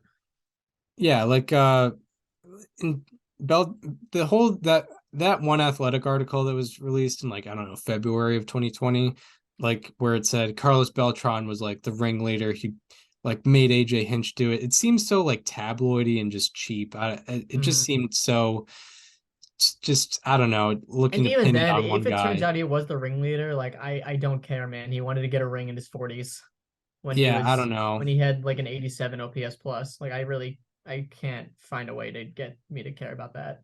Like, I don't know. I'm not a moralist either, and he broke he broke the rules, but also there were way too many people in the operation to just pin it on him, and so I just can't. And not only that, but we've now learned, even though it was kind of given, but multiple teams cheated this, like not the same way the Astros did, but they tried to gain the same advantage of stealing signs through technology. The Astros happen to have done it better than anyone else. Does that mean we should punish them more? No, I don't think so. I think cheating is cheating is cheating is cheating. If you're gonna do it, then do it. Right. Yeah, I don't know. It's a weird situation, and Beltran had too good of a career to just throw it away on the ballot because of a thing you don't know where his responsibility is on that. Glad we both had him around the same power ranking wise, so we could extend on that. My number 3 is Scott Rowland. Another thing where, I don't know, it's kind of concrete. He had a great peak from, I think, 98 to 04, where he was only behind Bonds and Rodriguez in wins above replacement. A guy who was able to be 22% above average offensively, according to Baseball Reference, as well as win like 8 or 9 Gold Gloves, and justifiably, because his defensive numbers are some of the best out there. Like what he was able to do with the bat, along with how great he was defensively, he's a slam dunk candidate for me. Mm-hmm. Yeah, I mean that's absolutely. My number 3 is Todd Helton. Todd Helton, of course, played his entire career with the Colorado Rockies. Um, and people love to harp on that, even though that is not fair for Todd Helton. Even though OPS plus and weighted runs created plus exists. Oh, try telling that to 60-year-old baseball writers. Yeah. From 2000, I'm gonna do it anyway. From 2000 to 2004, that's a 5-year sample. Todd Helton ranked third in Fangraphs wins above replacement, only trailing Barry Bonds and Alex Rodriguez, meaning for 5 years, Todd Helton was the best clean player. He was the best one. No one was better than him. He had 34.5 wins above replacement just over that period. He had a 15.6% walk rate and an 11.6% strikeout rate. He walked more than he struck out. He had a 450 on base percentage. He had a 643 slugging percentage. He still, despite Coors Field and the steroid era, had a 158 weighted runs created plus during that time. That's remarkable.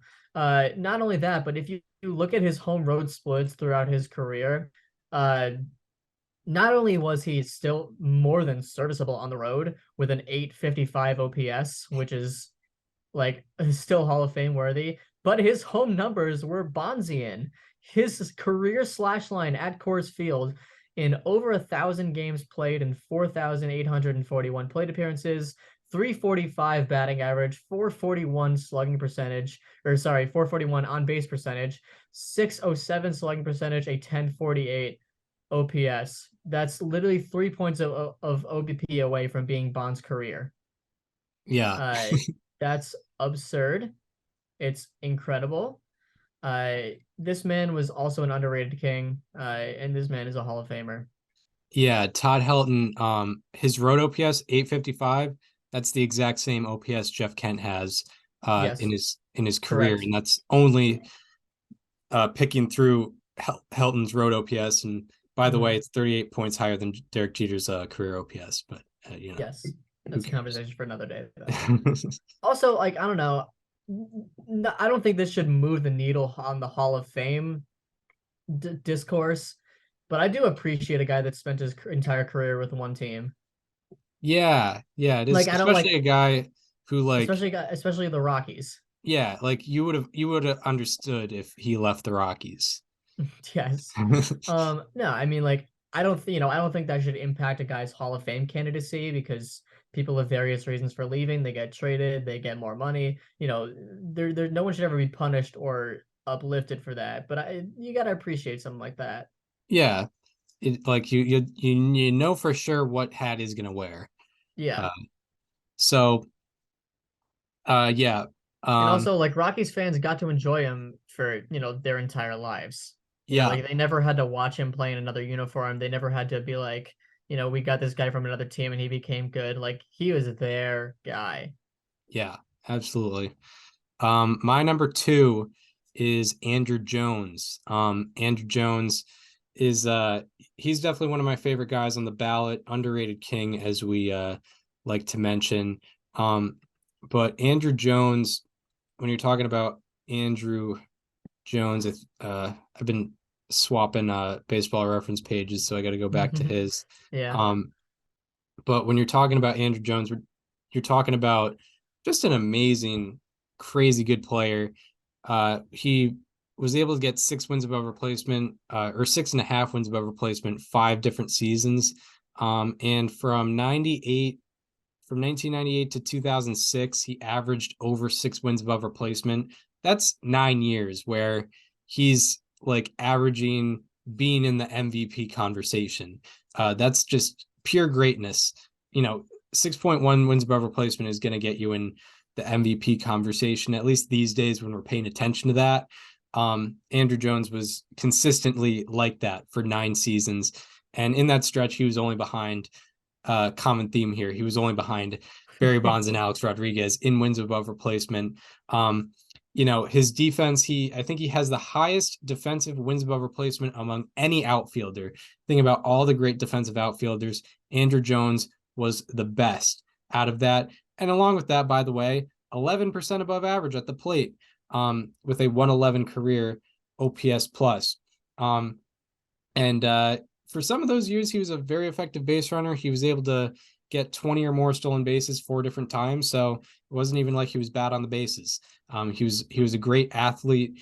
One of the best defenders of all time, along with being a very effective bat for a while. So yeah, Andrew Jones, he's my number 2 on this ballot. Mm-hmm. My number 2 is Scott Rowland, the guy who, out of the returning candidates, had the highest percentage of votes last year. This man was another underrated king, as they say. He had around the same wins above replacement as Carlos Beltran, and he played for 17 seasons to the tune of an 855 OPS, literally Todd Helton's road OPS, and a 122 OPS plus. He was a Rookie of the Year. He was 4th in the MVP voting in 2004. I also have some special stat on his 2004 season that I'm not finding on Twitter right now, so I'll just read the ones I have currently.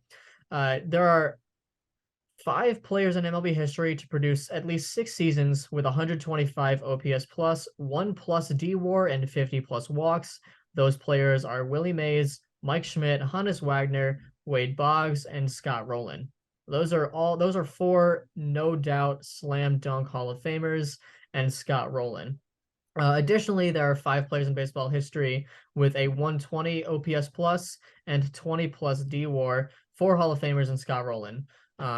So there's no denying that he's in very good company and in various different places. From 1997 to 2006, he had the 4th highest Fangraphs wins above replacement in baseball, only trailing Barry Bonds, Alex Rodriguez, and Andrew Jones.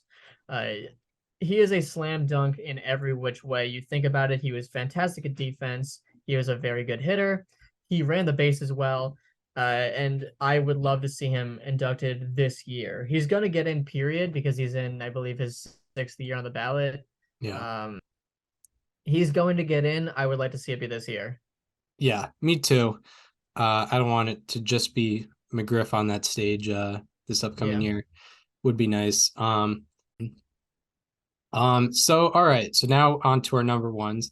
If you've been paying close attention, you're probably thinking, wow, he's gonna have Alex Rodriguez is that far ahead. It's not like bottom of the barrel there. Same goes with my number 1. Oh yeah, I just realized who your number 1 is. Yeah. But yeah, I have Alex Rodriguez as my number 1, but it's a unique situation because like I can't even get mad at writers for not putting him in, even though he's my number 1. It's just my dumb rule makes him my number 1 because I consider your career before 2005 and his career before 2005, like the entirety of his career, even, with the steroids, but his career, while steroids were not punishable, was still absolutely phenomenal. It was from 1996 to 2004, he averaged 8 wins above replacement according to Baseball Reference. So that's like winning the MVP on average. Like your average MVP season is like 7 or 8 wins above replacement. That's what Alex Rodriguez was averaging for 9 seasons while steroids were not punishable. So even if he was doing steroids, they weren't punishable. So thereby he was doing legal activity. So that's why, when he was able to get, 70 wins above replacement in a 9 season span, well, steroids were not punishable. That's why I consider him my number 1 guy on the ballot. However, my rules are different than a lot of others. And especially considering he did get suspended for steroids, I can't even get mad at people for not putting him on the ballot necessarily because, he did actually break the rules as opposed to Barry Bonds and Roger Clemens and Sammy Sosa, who never broke the rules, and Mark McGwire, who also never broke the rules. But yeah, Rodriguez is my number 1 because of my rule. My number 1 is Billy Wagner, Yeah. the 2nd greatest reliever of all time. I know that sounds a little weird because Billy Wagner is a reliever. Why is he my number 1 Hall of Famer? Well, because this is all about biases, right? I mean, we're going on our power rankings of not how good they are as players, but how well we see their Hall of Fame cases. And I've been seeing Billy Wagner's Hall of Fame case for a while now. It's something that I care deeply about. And it's something that I need to see come to fruition the same way that I need oxygen to breathe. Billy Wagner, in 903 career innings pitched, put up 11.9 strikeouts per nine. He put up a 3.99 strikeout to walk ratio, and he struck out 33.2% of the batters he faced. And I'm not even looking at his baseball reference page right now. Mariano Rivera himself, the undisputed greatest reliever of all time, could come out of retirement today, face 782 batters, and strike out every single one of them. But he still wouldn't have the strikeout percentage that Billy Wagner had. Billy Wagner would still rank above him after 782 batters in a row struck out. He is the all-time leader in strikeouts per nine, minimum 700 innings pitched. He is also the leader in strikeout percentage overall, minimum 800 innings pitched, because Kenley Jansen has since surpassed that. But either way, among 1,573 pitchers in baseball history to throw at least 800 innings pitched, no one struck out a higher rate of batters than Billy Wagner. Right behind him on the list are Chris Sale, Jacob deGrom, Max Scherzer, Yu Darvish, Blake Snell, Garrett Cole, Robbie Ray, Steven Strasburg. Rounding out the top nine, all of which, of course, are modern pitchers that played in the era in which strikeouts were at their highest. Billy Wagner did not play in that era, but you know what? He struck out just as many guys. In fact, he struck out a higher rate of guys. I can't like begin to explain to you how much you need to understand Billy Wagner's Hall of Fame candidacy. His strikeout percent plus is second on that list of 1573, behind only Dazzy Vance. His strikeout rate was 90% above the average for that time. That's higher than Nolan Ryan, higher than Randy Johnson, Sandy Koufax, Lefty Grove, Pedro Martinez, Walter Johnson, Francisco Rodriguez, who's also on this ballot as a reliever, who I think could have a Hall of Fame case one day. Billy Wagner is a Hall of Famer. He is the second best reliever of all time. His 2.31 ERA, 2.73 FIP, 187 ERA plus over 16 years speak for themselves. Yeah, that's retweet for my for those stats. I'll retweet those stats. Yeah, I think where we have the difference of why he's 7 for me and why he's 1 for you is I think I'm looking more at the at run prevention, whereas you look at the strikeouts, and the strikeouts are like, yeah, they're pretty the undeniable. Run prevention was kind of there. Of course the run prevention was there. 2.31 ERA.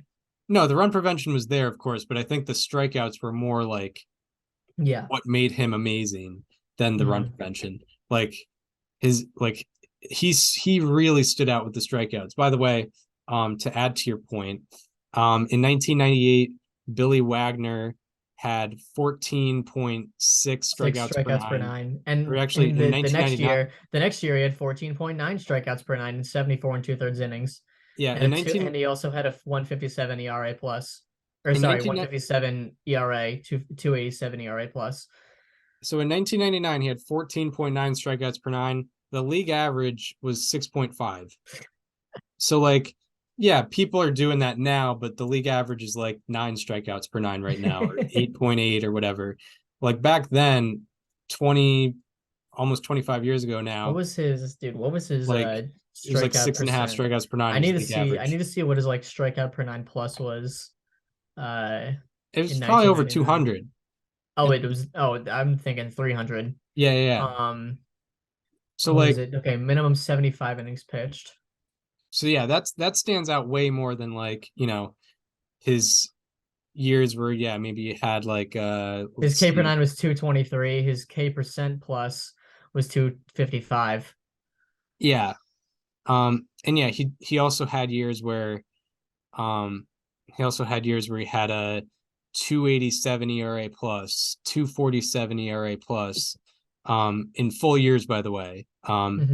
2.93 ERA plus in 2005 when he threw 77 and 2/3 innings pitched. Like, he just had some phenomenal seasons.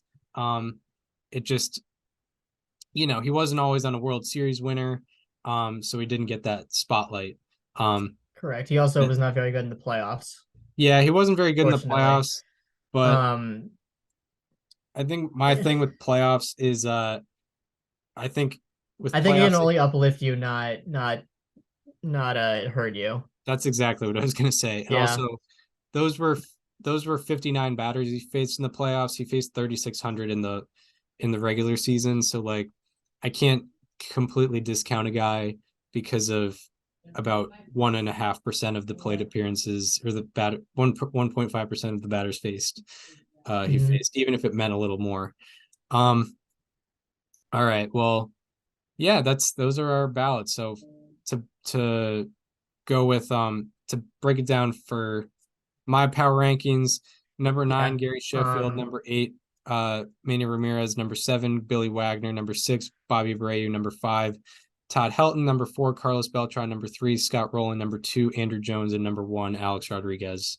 For mine, I went number 10, Jeff Kent, number 9, Manny Ramirez, number 8, Alex Rodriguez, number 7, Gary Sheffield, number 6, Bobby Abreu, number 5, Andrew Jones, number 4, Carlos Beltran, number 3, Todd Helton, number 2, Scott Rowland, and number 1, Billy Wagner. One thing that I did want to note, for my 10th vote, I was very close to going with Mark Burley.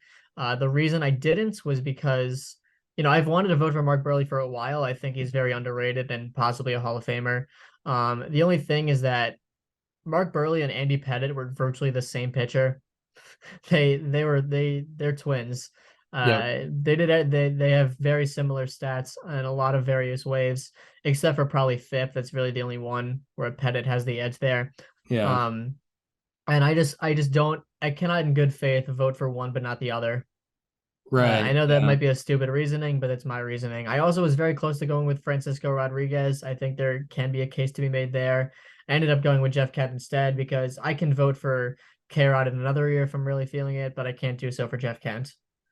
Very true. Very true. Anything else before we wrap this thing up? No, I mean I think that's it. I'm excited I really want to see Billy Wagner get to 60 this year because he'll have 2 more ballots after this, and I think he's in a good enough spot to get to 75 eventually if he gets to 60 this year. Yeah, for sure. All right, so that will wrap it up for this edition of Above Replacement Radio.